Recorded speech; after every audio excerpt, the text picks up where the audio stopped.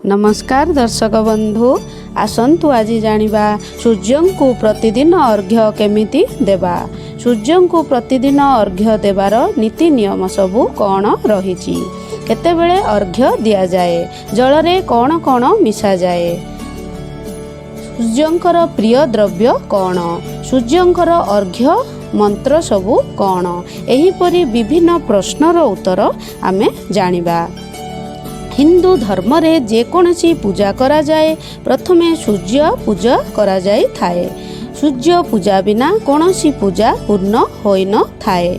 जो पर्यंत सूर्य को अर्घ्य दिया होइनी से पर्यंत अन्य देवादेवी को पूजा करा जाए नाही। जदि पूजा करा जाए तेबे सेही पूजा व्यर्थ होई थाए। सूर्य और चंद्रमा प्रत्यक्ष देवता। सूर्य आत्मार कारक एवं चंद्रमा मनर कारक। सूर्य को पूजा करिबा द्वारा मन को भल प्रेरणा मिली थाए एवं शरीर रे फुर्ती आसी थाए। सबुदिन अर्घ्य देवा द्वारा भाग्य रे मध्य परिवर्तन आसी थाए। सूर्यंकर प्रभाव जदि आम शरीर उपरे अधिक रुहे 70% दुख कष्ट दूर होई थाए और बहुत रोगरू मुक्ति मिली थाए। आयु एवं आरोग्य प्राप्ति होई थाए। सूर्य भगवान को प्रभु रामचंद्र एवं कृष्ण भगवान मध्य पूजा करुथिले। महाभारत रे कुंती माँ कुंती को मध्य सूर्य देवता को पूजा करी पुत्र संतान प्राप्त होइथिला। शनि देवंक कोप दृष्टि मध्य आमको मुक्ति मिली थाए। एवं आसंतु जानिबा सूर्यंकर प्रिय द्रव्य सबू कौन।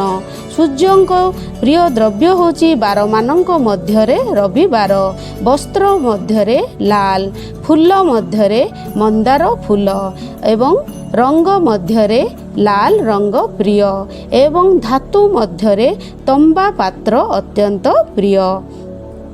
एही सबू सूर्यंकर प्रिय द्रव्य गुड़िक। मु प्रतिदिन सूर्य पूजा एवं वृंदावती पूजा एवं घर पूजा पाई प्रतिदिन एही सामग्री प्रस्तुत करि थाए। सबु प्रकार पुष्प सूर्य नारायण को लाल पुष्प, लाल मंदार, कन्यारी पुष्प प्रिय होई थाए। तेणु सबु प्रकार लाल पुष्प आनी थाए एवं हलदिया चाउल, हलदी, सिंदूर, चंदन, गुड़, कला राशि, धला राशि, अतर एवं वस्त्र, धूप, दीप, आलती, क्षीर, गंगाजल, तंबाढाल, घंटी एवं माचिस एही सबू सामान सूर्य देवं को अर्पण करिबा पाई जोगाड़ मु प्रतिदिन करि थाए। सूर्य पूजा पाई प्रथमे धूप दीप प्रज्वलन करा जाए थाए। दीप होची आमर साक्षी। बिना दीपरे कोनोसी पूजा करा जाए न थाए। तेणु जेकोसी पूजा करिबा प्रथमे आमे दीप प्रज्वलन करिबा एवं दीप धूप अर्पण करी सेही वातावरण को आमे प्रथमे सुगंधित एवं शुद्ध करिबा एवं दीप को प्रथमे पूजा करिबा। चंदन सिंदूर एवं फूल देई दीप को प्रथमे पूजा करा जाए थाए एवं सूर्य देवता को दीप देखई ओम सूर्य नारायणाय नमः एही भली कही सूर्य नारायण को धूप दीप देखा जाए थाए। दीपं समर्प्यामि एही भली कही कहा जाए थाए। आमको सूर्यंकर जेतेबेले अर्घ्य समय होई थाए सकाळे केतेबेले आमे सूर्य को अर्घ्य देबा। उदय होउथुबा सूर्य को अर्घ्य दिया जाए थाए। सूर्य देखा न गले मध्य से भूमंडल रे अछंती किंबा 1 घंटा भितरे किंबा 8 घंटा भितरे देबा द्वारा शुभ फल मिली थाए एवं स्नान करिबा पोरे पोरे अर्घ्य दिया जाए थाए। भगवान को सूर्य नारायण को गुड़ अत्यंत प्रिय। तांकर प्रिय फल होची डालिंब एवं कमला। सबुठु प्रिय होची गुड़। रविवार आमे जदि केबे भी पूजा करूने रविवार निश्चय पूजा करिवे। प्रथमे तंबा ढाल रे गंगा जल एवं किछि ଶୁଦ୍ଧ ଜଳ ନେଇଯିବା ଏବଂ ସେହି ଜଳରେ ପ୍ରଥମେ ସୂର୍ଯ୍ୟ ନାରାୟଣଙ୍କୁ ନିମନ୍ତେ କିଛି ତୁଳସୀ ପତ୍ର ଦେବା, ହଳଦୀ, ଚନ୍ଦନ, ସିନ୍ଦୁର ଏବଂ କଳା ରାଶି, ଧଳା ରାଶି, ତଣ୍ଡୁଳ ଏବଂ ରକ୍ତ ଚନ୍ଦନ ସୂର୍ଯ୍ୟ ନାରାୟଣଙ୍କୁ ଅତ୍ୟନ୍ତ ପ୍ରିୟ ହୋଇଥାଏ। ତେଣୁ ଯେମିତି ହେଲେ ବି ରକ୍ତ ଚନ୍ଦନ ପ୍ରଦାନ କରିବେ ଏବଂ ତଣ୍ଡୁଳ ଯେମିତି ଆମର ଖଣ୍ଡ ହୋଇନଥିବ ସେହି ତଣ୍ଡୁଳକୁ ସୂର୍ଯ୍ୟ ନାରାୟଣଙ୍କୁ ଅର୍ପଣ କରିବା ଏବଂ କିଛି ଦୁବ ଅର୍ପଣ କରିବା। ସୂର୍ଯ୍ୟ ନାରାୟଣଙ୍କୁ ଦୁବ, ଲାଲ ପୁଷ୍ପ, କନ୍ୟାରୀ ପୁଷ୍ପ ଏବଂ ହଳଦିଆ ପୁଷ୍ପ ଅର୍ପଣ କରାଯାଇଥାଏ। ଏହିସବୁ ଅର୍ପଣ କରିବା ପରେ ସେହି ଜଳକୁ ଦେଖି କହିବା, ମୋର ଓ ମୋ ପରିବାରର କଲ୍ୟାଣ ହେଉ, ନିରୋଗୀ ହେଉ, ଆରୋଗ୍ୟ ହେଉ। ଏହିପରି ଜଳକୁ ଦେଖି କହିବା ଏବଂ ଗାୟତ୍ରୀ ମନ୍ତ୍ର କହିବା। ଓಂ ଭୂର୍ଭୁବଃ ସ୍ୱଃ ତତ୍ସବିତୁର୍ବରେଣ୍ୟଂ ଭର୍ଗୋ ଦେବସ୍ୟ ଧୀମହି ଧିୟୋ ୟୋ ନଃ ପ୍ରଚୋଦୟାତ୍। ଏହିପରି ଗାୟତ୍ରୀ ମନ୍ତ୍ର ଗାଇ ଆମେ ସେହି ଜଳକୁ ଅଭିମନ୍ତ୍ରିତ ପ୍ରଥମେ କରିବା ଏବଂ ଏହି ଜଳ ସୂର୍ଯ୍ୟ ନାରାୟଣ ମୁଁ ଆପଣଙ୍କୁ ଦେଉଛି, ମୋର ଏହି ଜଳକୁ ସ୍ୱୀକାର କରିବେ। ଏହିଭଳି କହିବା ପରେ ଯେତେବେଳେ ଆମେ ଅର୍ଘ୍ୟ ଦେବା ପାତ୍ରକୁ ହାତରେ ଧରିବା, ତାହାର ନିୟମ କ'ଣ ରହିଛି ଆସନ୍ତୁ ଜାଣିବା।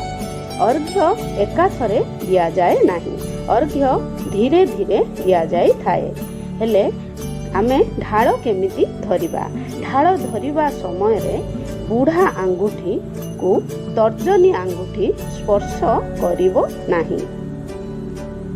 ଅର୍ଘ୍ୟ ଦେବା ସମୟରେ ଖୋଲା ହସ୍ତରେ ଆମେ ଅର୍ଘ୍ୟ ପ୍ରଦାନ କରିବା, କାରଣ ଶାସ୍ତ୍ର ଅନୁସାରେ ବୁଢ଼ା ଆଙ୍ଗୁଠି ଓ ତର୍ଜନୀ ଆଙ୍ଗୁଠିକୁ ଯଦି ଯୋଡ଼ିବା ତେବେ ତାହା ହେବ ରାକ୍ଷସୀ ମୁଦ୍ରା।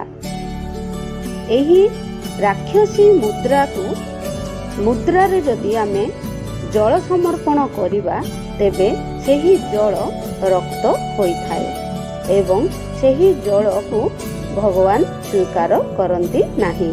ତେଣୁ ଆମେ ଏହି ତର୍ଜନୀ ଆଙ୍ଗୁଠିରେ ବୁଢ଼ା ଆଙ୍ଗୁଠି କେବେ ବି ଲଗେଇବା ନାହିଁ ଏବଂ ପୁରା ଖୋଲା ହସ୍ତରେ, ମୁକ୍ତ ହସ୍ତରେ ଏହିଭଳି ଢାଳକୁ ଧରି ଆମେ ପ୍ରଭୁଙ୍କୁ ଅର୍ଘ୍ୟ ପ୍ରଦାନ କରିବା।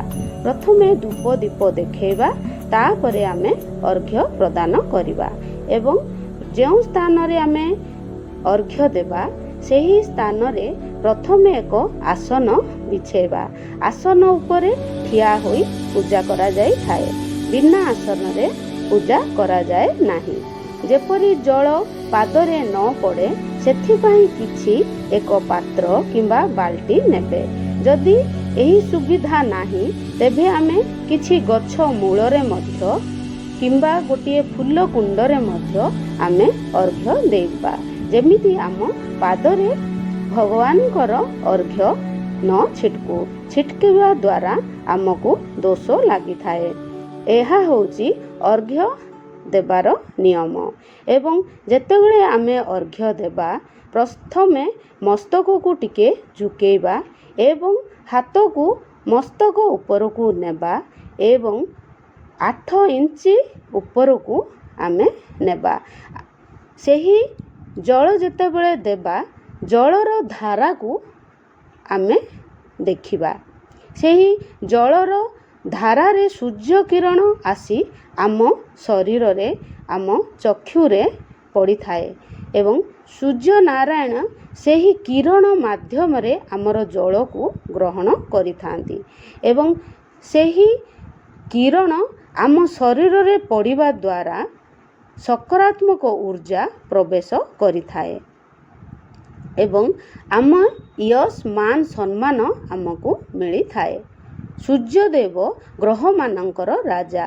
ସୂର୍ଯ୍ୟଙ୍କ ପୂଜା ଦ୍ୱାରା ନବଗ୍ରହଙ୍କର କୃପା ମିଳିଥାଏ। ସୂର୍ଯ୍ୟଙ୍କର 7 ପ୍ରକାର କିରଣ ଶରୀରରେ ପଡ଼ିବା ଦ୍ୱାରା ସକାରାତ୍ମକ ଉର୍ଜା ପ୍ରବେଶ ହୋଇଥାଏ ଏବଂ ଯେତେବେଳେ ଆମେ ଅର୍ଘ୍ୟ ସୂର୍ଯ୍ୟଙ୍କୁ ଦେବା 3 ଥର ଅର୍ଘ୍ୟ ଦିଆଯାଇଥାଏ। ଥରେ ଅର୍ଘ୍ୟ ଦେବା, ମନ୍ତ୍ର ଗାଇବା ଏବଂ ପରିକ୍ରମା କରିବା। ପୁଣି ଥରେ ଅର୍ଘ୍ୟ ଦେବା, ମନ୍ତ୍ର ଗାଇବା ଏବଂ ପରିକ୍ରମା କରିବା। ଫେର ଅର୍ଘ୍ୟ ଦେବା, ମନ୍ତ୍ର ଗାଇବା ଏବଂ ପରିକ୍ରମା କରିବା। ଏହିପରି 3 ଥର ପରିକ୍ରମା କରି ସୂର୍ଯ୍ୟଙ୍କୁ ଅର୍ଘ୍ୟ ଦିଆଯାଇଥାଏ। ଯଦି ଆମେ ଲେଟ୍ରେ ଅର୍ଘ୍ୟ ସୂର୍ଯ୍ୟଙ୍କୁ ଦେଉଛେ, 3 ଥର ଅର୍ଘ୍ୟ ଦେବା ପରେ ଚତୁର୍ଥ ଅର୍ଘ୍ୟକୁ ପ୍ରାୟଶ୍ଚିତ ଅର୍ଘ୍ୟ କୁହାଯାଇଥାଏ। ସେହି ଅର୍ଘ୍ୟକୁ ସମ୍ପୂର୍ଣ୍ଣ ସମର୍ପଣ କରିବା। ଓମ୍ ସୂର୍ଯ୍ୟ ନାରାୟଣାୟ ନମଃ ଏହିଭଳି କହିବା। ଯେତେବେଳେ ସୂର୍ଯ୍ୟଙ୍କୁ ଅର୍ଘ୍ୟ ଦେଉଛେ, ସବୁଠୁ ଅତି ସହଜ ମନ୍ତ୍ର ହେଉଛି ଓମ୍ ସୂର୍ଯ୍ୟାୟ ନମଃ, ଓମ୍ ଘୃଣୀ ସୂର୍ଯ୍ୟା ନମଃ। ଏଇଟା ହେଉଛି ସବୁଠୁ ସହଜ ମନ୍ତ୍ର। ଦ୍ୱିତୀୟରେ ଆମେ ଯେତେବେଳେ ଅର୍ଘ୍ୟ ଦେବା, 12ଟି ନାମ ସୂର୍ଯ୍ୟଙ୍କର ଗାନ କରିବା। ଓମ୍ ମିତ୍ରାୟ ନମଃ, ଓମ୍ ରବାୟ ନମଃ, ଓମ୍ ସୂର୍ଯ୍ୟାୟ ନମଃ, ଓମ୍ ଭାନବେ ନମଃ, ଓମ୍ ଖଗାୟ ନମଃ, ଓମ୍ ପୁଷ୍ପେ ନମଃ, ଓମ୍ ହିରଣ୍ୟଗର୍ଭାୟ ନମଃ, ଓମ୍ ମରିଚାୟ ନମଃ, ଆଦିତ୍ୟାୟ ନମଃ, ଓମ୍ ସାବିତ୍ରେ ନମଃ, ଓମ୍ ପୁଷ୍ପେ ନମଃ। ଏହିଭଳି 12ଟି ନାମ ଆମେ ସ୍ମରଣ କରି 12 ଥର ପ୍ରଣାମ କରି ଅର୍ଘ୍ୟ ଅର୍ପଣ କରିବା ଏବଂ ଆଦିତ୍ୟ ହୃଦୟ ସ୍ରୋତ ମଧ୍ୟ ପଠନ କରିବା। ଏବଂ ଯେତେବେଳେ ଆମେ କୁହାଯାଏ ତମ୍ବା ଢାଳରେ କ୍ଷୀର ଦେଲେ ସଂକ୍ରମିତ ହୋଇଥାଏ, କିନ୍ତୁ ଆମେ ତୁରନ୍ତ ସୂର୍ଯ୍ୟଙ୍କୁ ଅର୍ଘ୍ୟ ଦେଉଛେ, ସେଥିପାଇଁ କ୍ଷୀର ଦେଲେ ମଧ୍ୟ କିଛି ଦୋଷ ଲାଗିନଥାଏ। ରହିବା ଦ୍ୱାରା ତାହା ସଂକ୍ରମିତ ହୋଇ ବିଷତୁଲ୍ୟ ହୋଇଥାଏ। ତେଣୁ ସେମିତି ମଧ୍ୟ କ୍ଷୀର ମିଶାଇ ତମ୍ବା ଢାଳରେ ମଧ୍ୟ ଦେଇପାରିବା। କିମ୍ବା ଯଦି ଲାଗୁଛି ଆମେ ନାହିଁ ଦେବାନି, ତେବେ କିଛି ପିତ୍ତଳ ଜାଗାରେ କ୍ଷୀର ନେଇ ଆମେ ସୂର୍ଯ୍ୟଙ୍କୁ ଅର୍ଘ୍ୟ ଦେବା। ସୂର୍ଯ୍ୟଙ୍କୁ ଯେମିତି ହେଲେ ବି କ୍ଷୀରର ଅର୍ଘ୍ୟ ଦିଆଯାଇଥାଏ। ଏବଂ ଦେବା ସମୟରେ ଆମେ ଗାୟତ୍ରୀ ମନ୍ତ୍ର ଜପ କରିବା। ଓମ୍ ଆଦିତ୍ୟାୟ ବିଦ୍ମହେ ମାର୍ତ୍ତଣ୍ଡାୟ ଧୀମହି ତନ୍ନ ସୂର୍ଯ୍ୟ ପ୍ରଚୋଦୟାତ୍। ଆଉ ଗୋଟିଏ ମନ୍ତ୍ର, ପାୱାରଫୁଲ୍ ମନ୍ତ୍ର ହେଉଛି ଓମ୍ ହ୍ରିଂ ହ୍ରିଂ ସହସ୍ର କିରଣରାୟ, ଓମ୍ ସୂର୍ଯ୍ୟ ସହସ୍ର କିରଣରାୟ ମନ ବାଞ୍ଛିତ ଫଲମ୍ ଦେହି ଦେହି ସ୍ୱାହା। ଏହି ମନ୍ତ୍ରକୁ ଆମେ 3 ଥର ମଧ୍ୟ ଗାଇକି ଅର୍ଘ୍ୟ ଅର୍ପଣ କରିବା ଏବଂ ସେହି ଅର୍ଘ୍ୟକୁ ନିଜ ଚକ୍ଷୁରେ, ନିଜ ମସ୍ତକରେ, ନିଜ କଣ୍ଠରେ ଆମେ ଲଗାଇବା। ଯାହା ବି ଆମେ ଢାଳରେ ଫୁଲ ପୁଷ୍ପ ଦେଇଛେ, ତାହାକୁ ଭଗବାନଙ୍କୁ ପ୍ରଭୁ ଏହି ପୁଷ୍ପ ସମର୍ପଣ କରୁଛି, ମୋ ପୁଷ୍ପକୁ ସ୍ୱୀକାର କର କହିବା ଏବଂ ଏହି ଜଳକୁ ମସ୍ତକରେ, ସୁଚକ୍ଷୁ ହେଉ, ସୁମସ୍ତକ ହେଉ, ସୁକଣ୍ଠ ହେଉ, ସୁବାହୁ ହେଉ, ଶରୀର ବଜ୍ର ସମାନ ହେଉ ବୋଲି କହି ସେହି ଜଳକୁ ସବୁ ଜାଗାରେ ଦେବା। ଯଦି ସିନ୍ଦୁର ପକାଉନାହାନ୍ତି, ତେବେ ସେହି ଅର୍ଘ୍ୟକୁ ପାନ କରାଯାଇଥାଏ।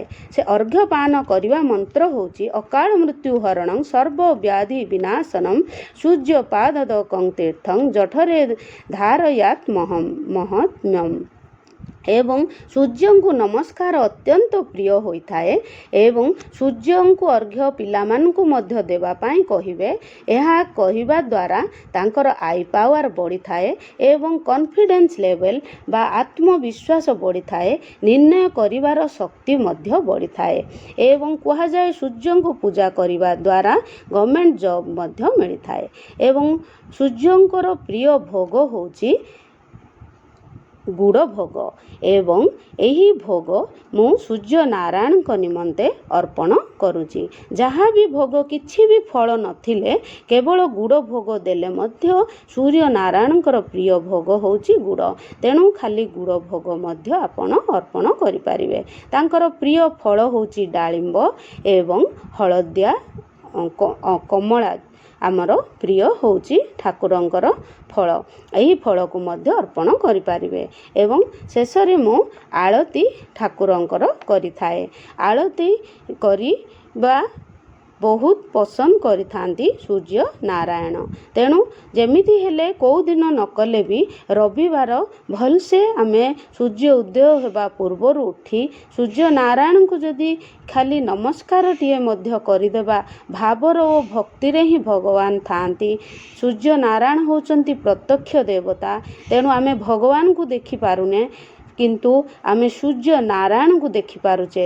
ତେଣୁ ଭଗବାନଙ୍କୁ ଆପଣ ବିଶ୍ୱାସର ସହିତ କରନ୍ତୁ। ଧୂପ ଦୀପ କିଛି ନଦେଲେ ବି ପ୍ରଣାମଟେ କରିକି କେବଳ ଅର୍ଘ୍ୟ ଦେଲେ ବି ସୂର୍ଯ୍ୟ ନାରାୟଣ ଅତ୍ୟନ୍ତ ପ୍ରସନ୍ନ ହୋଇଥାନ୍ତି ଏବଂ ଆମର ବହୁତ ଗ୍ରହ ଦୋଷ ଖଣ୍ଡନ କରିଥାନ୍ତି। ସବୁ ଗ୍ରହଙ୍କର କୃପା ମଧ୍ୟ ମିଳିଥାଏ। ତେଣୁ ଆମେ ସୂର୍ଯ୍ୟଙ୍କୁ ଏହି ଫୁଲ ମାଧ୍ୟମରେ ମୁଁ ଆଳତି ପ୍ରଦାନ କଲି ଏବଂ ନିଜେ ମଧ୍ୟ ଆଳତି ଗ୍ରହଣ କଲି। ସୂର୍ଯ୍ୟଙ୍କୁ ଆମେ ଯେତେବେଳେ ବି ପୂଜା ଅର୍ଘ୍ୟ ଦେବା ସରିବ, ସୂର୍ଯ୍ୟଙ୍କୁ ଆମେ 3 ଥର କିମ୍ବା 7 ଥର ପ୍ରଣାମ କରିବା ଏବଂ ମସ୍ତକ ଲଗେଇ ମଥା ଲଗେଇ ମୁଣ୍ଡିଆ କରିବା ଦ୍ୱାରା ସୂର୍ଯ୍ୟ ନାରାୟଣ ଅତ୍ୟନ୍ତ ପ୍ରସନ୍ନ ହୋଇଥାନ୍ତି ଏବଂ ସେହି ଅର୍ଘ୍ୟକୁ ଆମେ ଗୋଟିଏ ଫୁଲ କୁଣ୍ଡରେ ପକାଇବା। ଏଣେ ତେଣେ ପକାଇବା ଦ୍ୱାରା ପାଦରେ ଲାଗିଥାଏ। ତେଣୁ ଯେକୌଣସି ବୃକ୍ଷ ଜାଗାରେ ଆମେ ପକାଇବା। ସୂର୍ଯ୍ୟ ନାରାୟଣଙ୍କୁ 3 ଥର ଅର୍ଘ୍ୟ ଦିଆଯାଇଥାଏ। 3 ଥର ଅର୍ଘ୍ୟ ଦେବା ଦ୍ୱାରା ଆମକୁ ସକ୍ସେସ୍ ମିଳିଥାଏ। ପ୍ରାତଃ କାଳରେ ଅର୍ଘ୍ୟ ଦେବା ଦ୍ୱାରା ଆୟୁ ଆରୋଗ୍ୟ ପ୍ରାପ୍ତ ହୋଇଥାଏ। ମଧ୍ୟାହ୍ନରେ ଦେବା ଦ୍ୱାରା ମାନ ସମ୍ମାନ ମିଳିଥାଏ ଏବଂ ସନ୍ଧ୍ୟାରେ ଦେବା ଦ୍ୱାରା ସୌଭାଗ୍ୟ ବୃଦ୍ଧି ହୋଇଥାଏ। ଏବଂ ଆମର ଶରୀର ହେଉଛି ପଞ୍ଚତତ୍ତ୍ୱରେ ବନିଛି ଏବଂ ଏହି ପଞ୍ଚତତ୍ତ୍ୱ ହେଉଛି ଅଗ୍ନି, ବାୟୁ, ଜଳ, ଆକାଶ, ପୃଥିବୀ ଏବଂ ଏକ ତତ୍ତ୍ୱ ହେଉଛି ଅଗ୍ନି ତତ୍ତ୍ୱ। ସେହି ଅଗ୍ନି ତତ୍ତ୍ୱ ହେଉଛନ୍ତି ସୂର୍ଯ୍ୟ ଦେବତା। ସୂର୍ଯ୍ୟ ଦେବତାଙ୍କୁ ଅଗ୍ନି ତତ୍ତ୍ୱର କାରକ ତତ୍ତ୍ୱ ବୋଲି କୁହାଯାଇଥାଏ। ତେଣୁ ତାଙ୍କର କିରଣ ଶରୀରରେ ପଡ଼ିବା ଦ୍ୱାରା ଆମ ବଡ଼ିର ଅଗ୍ନି ତତ୍ତ୍ୱ ହିଲ୍ ହୋଇଥାଏ ଏବଂ ଆମର ହାର୍ଟ, ସ୍କିନ୍, ଲିଭର, ଆଇ ଏବଂ ଆମର ମାଇଣ୍ଡ ସବୁ ସକ୍ରିୟ ହୋଇଥାଏ। ମନରେ ଭଲ ବିଚାର ଆସେ, ସକାରାତ୍ମକ ଭାବନା ଆସେ ଏବଂ ଭାଗ୍ୟରେ ପରିବର୍ତ୍ତନ ଆସେ। ସୂର୍ଯ୍ୟଙ୍କୁ ଅର୍ଘ୍ୟ ଦେବା କେବଳ ଜ୍ୟୋତିଷ ଶାସ୍ତ୍ରରେ ବର୍ଣ୍ଣିତ ତାହା ନୁହେଁ, ଏହା ଏକ ବୈଜ୍ଞାନିକ କାରଣ, ସାଇଣ୍ଟିଫିକ୍ ରିଜନ୍ ଅଛି। ସୂର୍ଯ୍ୟଙ୍କୁ ଅର୍ଘ୍ୟ ଦେବା ଦ୍ୱାରା ଆମର ହୃଦରୋଗ ଭଲ ହୋଇଥାଏ ଏବଂ ହାଡ଼ ମଜବୁତ ହୋଇଥାଏ। କ୍ୟାଲସିୟମର ଅଭାବ ହୋଇନଥାଏ, ଭିଟାମିନ୍ ଡିର ଅଭାବ ହୋଇନଥାଏ। 20 ମିନିଟ୍ ଯଦି ଆମେ କଅଁଳ ଖରାରେ ବସିବା, ସୂର୍ଯ୍ୟଙ୍କର ପ୍ରତ୍ୟେକ ବିନ୍ଦୁ ଆମକୁ ପ୍ରିଜମ୍ ଭଳି କାମ କରିଥାଏ ଏବଂ ବାତାବରଣରେ ଥିବା ଜୀବାଣୁଠୁ ଆମକୁ ରକ୍ଷା କରେ। ଏବଂ ସୂର୍ଯ୍ୟ ନମସ୍କାରର ପ୍ରାଣାୟାମକୁ ମଧ୍ୟ ସର୍ବାଙ୍ଗ ଆସନ କୁହାଯାଇଥାଏ। ଯଦି ଆମେ ପୂଜା ଶେଷରେ ଆମେ ଯେମିତି ହେଲେ 3 ଥର କିମ୍ବା 7 ଥର ପରିକ୍ରମା ନିଶ୍ଚୟ କରିବା। ଏହା କରିବା ଦ୍ୱାରା ଆମର ଯାହା ଭୁଲ ହୋଇଥାଏ ଆମେ କାନ ଧରି ପ୍ରଭୁଙ୍କୁ କ୍ଷମା ମାଗିବା ଯେ ପ୍ରଭୁ ମୋ ପୂଜାରେ ଯେକୌଣସି ଭୁଲ ଥାଏ ମୋତେ କ୍ଷମା କର। ନିଶ୍ଚୟ ପୂଜା ଶେଷରେ ଭୁଲ ମାଗିବେ, କାରଣ ଆମ ପୂଜାରେ ସବୁବେଳେ ଭୁଲ ଭଟକା ହୋଇଥାଏ ଏବଂ ଯେମିତି ହେଲେ ବି ମଥା ଲଗେଇ ମୁଣ୍ଡିଆ ମାରିବେ। ଯଦି ସୂର୍ଯ୍ୟଙ୍କୁ ପୂଜା କରୁନେ ତାହେଲେ କ'ଣ କରିବା? ଯଦି ସୂର୍ଯ୍ୟ ପୂଜା କରୁନାହାନ୍ତି ତେବେ ସୂର୍ଯ୍ୟ ଉଦୟ ହେବା ପୂର୍ବରୁ ଉଠିବା, ସୂର୍ଯ୍ୟଙ୍କୁ ନମସ୍କାର କରିବା ଏବଂ ସୂର୍ଯ୍ୟଙ୍କର ପ୍ରାଣାୟାମ ଯେଉଁ କରନ୍ତି, ଯେଉଁଟା ସୂର୍ଯ୍ୟ ନମସ୍କାର ପ୍ରାଣାୟାମ କରିବା, ରବିବାର ଦିନ କିଛି ଦାନ କରିବା, ଲାଲ ବସ୍ତ୍ର ପିନ୍ଧିବା ଏବଂ ସୂର୍ଯ୍ୟଙ୍କୁ ଏହିଭଳି ଆମେ ପୂଜା କରିବା ଏବଂ ସୂର୍ଯ୍ୟଙ୍କୁ ଦେଖି ଦେଖି ଆମେ 3 ପାଦ 4 ପାଦ ପଛକୁ ପଛକୁ ଯିବା ଏବଂ ସୂର୍ଯ୍ୟଙ୍କୁ ପିଠି କରି ଆମେ ଯିବାନି। ସୂର୍ଯ୍ୟଙ୍କୁ ପିଠି କରିବା ନ କରି ଆମେ ଘରକୁ ଯିବା। ଏହିଭଳି ଯଦି ମୋର ଭିଡ଼ିଓଟି ଭଲ ଲାଗିଥାଏ ତାହେଲେ ନିଶ୍ଚୟ ଲାଇକ୍, ସେୟାର ଏବଂ ସବସ୍କ୍ରାଇବ୍ କରିଦେବେ। ରହିଲି। ଓମ୍ ନମୋ ନାରାୟଣ।